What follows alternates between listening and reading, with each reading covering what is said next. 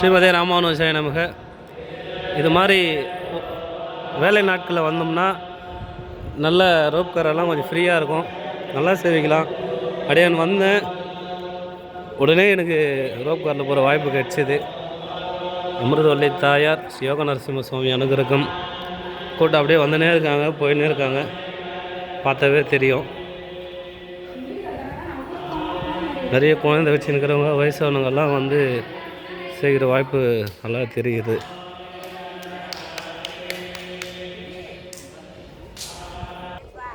இங்கே கருட வரையால பண்ணியிருக்காங்க, நல்ல அற்புதமான சேவை.